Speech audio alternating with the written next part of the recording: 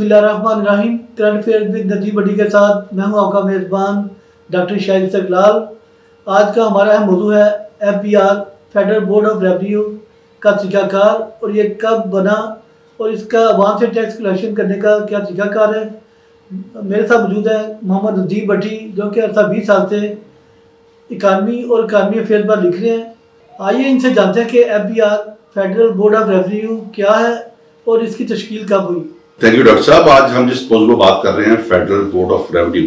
जो tax collection पूरे पाकिस्तान से बोर्ड के तहत टैक्स कलेक्शन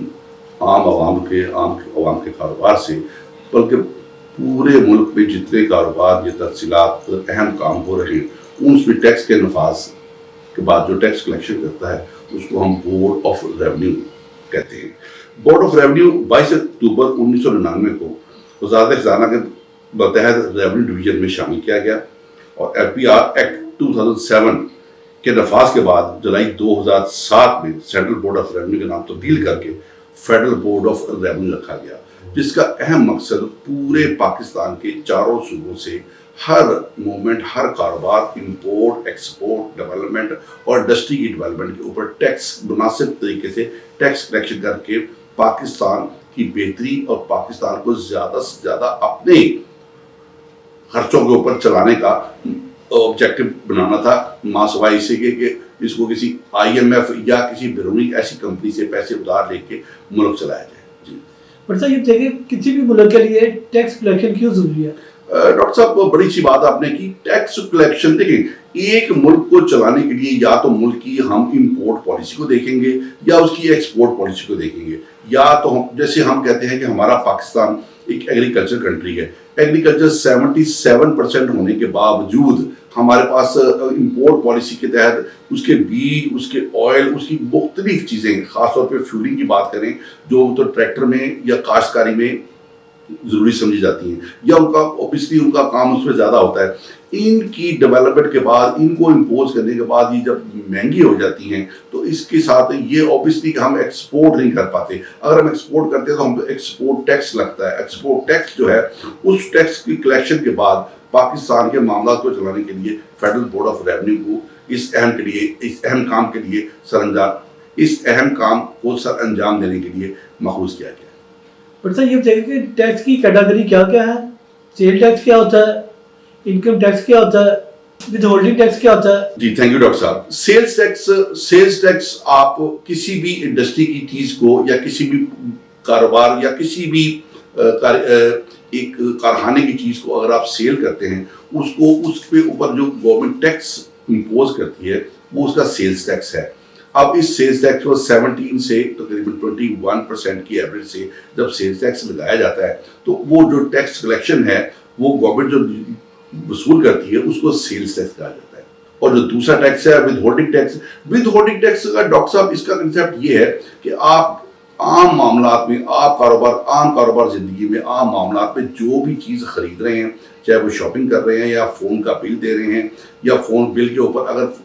फ़ोन की बात की जाए, अगर फ़ोन का बिल सालाना तौर पर 8,000 रुपये, अगर आप इस चीज़ को उसके ऊपर जो टैक्स है वो तकरीबन 880 रुपये इसका टैक्स है। इस टैक्स की कलेक्शन अगर आप विद होल्डिंग टैक्स की सेंस से करते हैं तो साल के आखिर में अगर आप अपना गोशवारा जमा कराते वक्त तफसीलात जब आप FBR के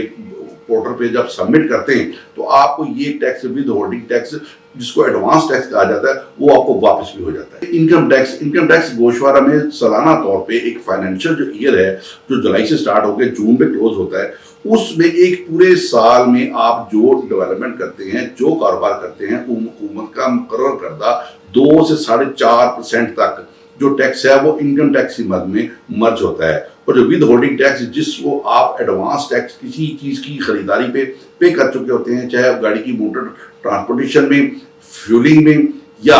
अगर आप मोटर डाइवर्शन करते हैं उसकी रजिस्ट्रेशन को डाइवर्शन करते हैं तो उस पैसों को आप कन्वर्ट करके इनकम टैक्स की गोशवारा में अगर मर्ज करते हैं तो वो पैसे भी आपको वापस मिल सकते हैं। और सर, पाकिस्तान में डॉक्यूमेंटेड इकॉनमी क्यों नहीं है या इसका निफाज क्यों नहीं है। डॉक्टर साहब, आपने ये बहुत अच्छा सवाल किया कि पाकिस्तान में डॉक्यूमेंटेड इकोनॉमी क्यों नहीं है। پاکستان کا سب سے بڑا مسئلہ یہ ہے، پاکستان میں ان ایجوکیشن ہونے کی وجہ سے لوگ ٹیکس کی معاملات کو، ٹیکس کی امپورٹنس کو نہیں سمجھتے۔ دیکھیں، اگر ہمارا وطن پاکستان، وطن عزیز پاکستان کو چلانے کے لیے بہت ضروری ہے کہ ہم نے اسی سلسلے میں اسی کو سپورٹ کر رہے ہیں۔ اگر ہم اپنے ٹیکس کے ذریعے اس کو سپورٹ نہیں کریں گے تو ہم اتنے، اب ہیلتھ کا ڈپارٹمنٹ ہے، اب مختلف یہاں کے ڈپارٹمنٹ ہیں جن کو چلانے کے لیے ہمیں پیسے کی ضرورت ہے، اس کے لیے ہمیں آئی ایم ایف سے یا کسی ایسی بڑی ایجنسی سے ہمیں فنڈنگ کرنی پڑتی ہے، جس سے یہ فنڈ لے کے کہ ہمیں ہمارے اوپر ٹیکس کی ریشو اور ہمارے اوپر پرسنٹیج بڑھ جاتی ہے، جس سے ہم مقروض ہو جاتے ہیں۔ ویور جنہوں نے ابھی ہمیں جوائن کیا ہے ان کو بتاتے چلے کہ آج کا ہمارا بڑا اہم موضوع ہے کہ ایف بی آر کیا ہے۔ تو بٹ صاحب یہ بتائیے گا کہ جو بڑے ٹیکس گزار ہیں وہ ٹیکس پورا کیوں نہیں دیتے؟ دیکھیں، اس سلسلے میں سیدھی سی بات ہے، جو اپنی پروڈکشن انہانس کرتا ہے وہ کوشش کرنی چاہیے کہ وہ پورے سے پورا گورنمنٹ کو ٹیکس دے، لیکن لالچ ایک کا گھڑا بننے کے لیے لالچ کی ایک ایسا تما ہے کہ وہ چاہتا ہے کہ میں کم سے کم انڈر انوائز کر لوں، اگر امپورٹ کروں تو اس کو انڈر انوائز کروں، اور اگر اس کو ایکسپورٹ کر رہا ہوں تو اس کو اوور انوائز کروں، تو جس کا فائدہ وہ اپنے کھاتوں میں لے کے وہ ود ہولڈنگ ٹیکس یا ود ریبیٹ ٹیکس میں ڈائیورشن لیتا ہے۔ اچھا سر، یہ بتائیے کہ P O S point of sale tax کیا ہے؟ ڈاکٹر صاحب، یہ بڑی اچھا ایک point of sales F B R نے بہت ہی اچھا کارآمد سلسلہ یہ شروع کیا تھا، پوائنٹ آف سیل۔ اس پہ مخصوص کر دیا گیا تھا کہ جو تجارتی مراکز ہیں یا کوئی ایسی دکان جس کا سائز بڑا ہے، جو اے سی بھی یوز کرتی ہے اور اچھے برانڈڈ کپڑے بیچتی ہے یا برانڈڈ چیز یا برانڈڈ ہاؤس ہولڈنگ چیزیں بیچتی ہے، اس کے اوپر پوائنٹ آف سیلز لگانے کا آبجیکٹو یہ تھا کہ پوائنٹ آف سیلز جو آپ کے بلنگ سیکشن یا بلنگ کی جو کاپی ہے یا بلنگ کا کمپیوٹر ہے اس سے منسلک کر دیا جائے، اور جب بھی آپ جو سیلز ٹیکس ہے اگر کسٹمر سے وصول کرتے ہیں تو وہ آٹومیٹک آپ کے پورٹل، آپ کے گوشوارے جو جس سے آپ سیلز ٹیکس سے رجسٹرڈ ہے اس کی طرف پہنچ جائے، اور فوری طور پہ ٹیکس کلیکشن کو، جس کا نام P O S point of sales رکھا گیا تھا، یہ بڑی کچھ اچھے طریقے سے یہی کام کر رہا ہے، اور میں سمجھتا ہوں کہ یہ ایف پی آر کی بڑی اپریشیٹیبل ایک ایکٹیویٹی تھی کہ جو پوائنٹ آف سیل کے تحت انہوں نے اربوں روپے ٹیکس بہت زیادہ پچھلے سالوں میں بہت زیادہ ٹیکس کر کے ایک ریکارڈ قائم کیا۔ بٹ صاحب، ہمارے ویور کو یہ بھی بتا چلے کہ ٹیکس کلیکشن کا سب سے بڑا فائدہ کیا ہے؟ دیکھیں، ٹیکس کلیکشن کا سب سے بڑا فائدہ آپ اس سے اندازہ لگا لیں کہ ہمارے ملک میں اگر 24 کروڑ کی آبادی ہے، اس میں تقریباً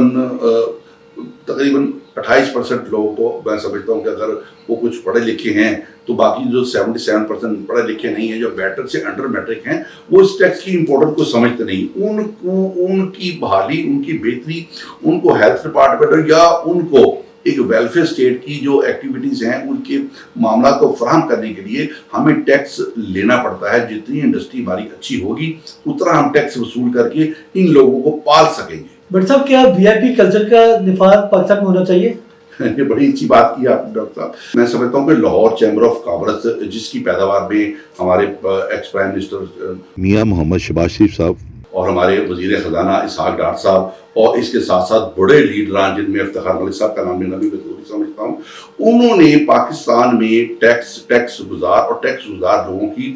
بہتری کے لیے زیادہ سے زیادہ چیمبر سے لے کر فیڈریشن پاکستان چیمبر تک جو خدمات دی ہیں، بے شک اس خدمات میں ان کا نام grains book of world record میں بھی شامل کیا گیا۔ میں سمجھتا ہوں کہ یہ ایک سمبل ہے کہ باقی لیڈروں کو، باقی گروپس کے لوگوں کو ان کو فالو کرنا چاہیے اور زیادہ سے زیادہ ٹیکس دے کے، خاص طور پہ تاجر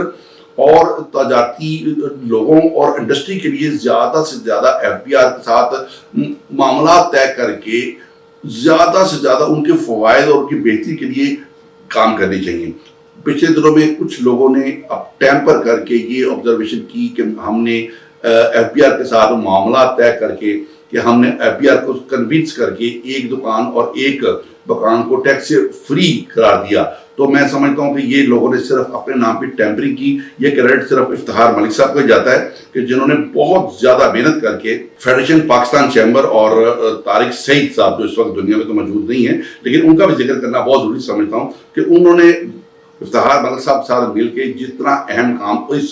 کو آبزرو کر کے ایک دکان اور ایک مکان کو ٹیکس فری زون بنانے کے لیے جو کام کیا، بے شک بہت سے لوگوں نے اس کو ٹیمپر کر کے اپنے نام لگوانے کی کوشش کی. میں سمجھتا ہوں یہ سخت زیادتی ہے. جس لیڈر, جس بزنس کمیونٹی کے لیڈر نے یہ کام کیا ہے وہ کریڈٹ اس کو ملنا چاہیے. حالیہ حالات میں بے شک یہ اس چیز کو اوبیسلی یہ چیز بھی تقریباً پچھلے 10 سال سے 12 سال پرانی ہو چکی ہے کہ لوگوں نے ابھی تک 12 سال سے فیڈریشن پاکستان چیمبر سے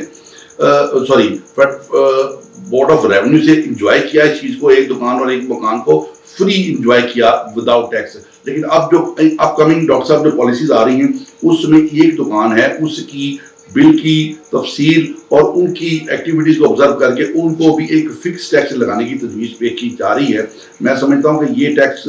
اگر لگتا ہے تو پاکستان کے عام انسان کو, عام دکاندار کو پریشان نہیں ہونا چاہیے. یہ ٹیکس ہے, جو ٹیکس ہی ہوگا تو ملک چلے گا, ملک چلے گا تو ہم ہیں تو ہمارا پاکستان ہے, اور پاکستان ہے تو ہماری شناخت ہے. نہیں تو اگر ہمیشہ کی طرح اگر ہم نے IMF سے ہی فنڈز لے کے پاکستان کو چلانا ہے تو میں سمجھتا ہوں کہ ہم ایک ہمیشہ کی طرح جس طرح سیاسی پارٹیاں موومنٹ کر کے چلی جاتی ہیں, جو ٹیکس دینے رہ جاتے ہیں وہ عوام کو دینے پڑتے ہیں. ان تفصیلات کی وجہ سے میں سمجھتا ہوں کہ یہ جو ٹیکس ہیں اگر ہم پے کریں گے تو ہم اپنے پاکستان کو اپنے بل بوتے پہ چلانے کے ہمکنار ہو سکتے ہیں. جی ناظرین, ابھی آپ دیکھ رہے تھے کرنٹ افیئر ود ندیم بھٹی, جس میں یقیناً آپ کو FBR کے متعلق تمام جو حقائق ہے اور FBR کیا ہے, اس کا طریقہ کار کیا ہے, ندیم بھٹی صاحب نے بڑے آسان الفاظ میں آپ کو بتایا. اور ناظرین آپ کو میں کہتا چلوں کہ FBR کے متعلق کوئی بھی آپ سوال کرنا چاہیں تو ہمیں کمنٹس میں ضرور لکھیے گا, ندیم بھٹی صاحب آپ کو اس کا جواب بھی دیں گے. جی ناظرین, ہر منڈے کو شام 7 بجے ہمارا programme current affair with Nadeem Bhatti کے ساتھ یہ لگتا ہے. آپ اس میں بتائیے گا کہ آئندہ ہمارا موضوع کیا ہونا چاہیے. اس کے ساتھ ہی اپنے میزبان ڈاکٹر شاہد استقلال کو اجازت دیجیے گا. پھر ملیں گے ایک نئے موضوع میں current affair with Nadeem Bhatti کے ساتھ. کرنٹ افیئرز ود ندیم بھٹی, میزبان ڈاکٹر شاہد استقلال. دیکھیے ہر منڈے کو رات 7 بجے نظام TV پر. رابعہ ویلفیئر ہسپتال, علاج و معالجے کی بھروسہ مند جگہ جہاں ڈاکٹرز اپنی خدمات بہترین طریقے سے انجام دے رہے ہیں. یہاں ہر بیماری کی تشخیص کی جاتی ہے. رابعہ ویلفیئر ہسپتال. مزید معلومات کے لیے ہمارے کسٹمر کیئر نمبر پر کال کریں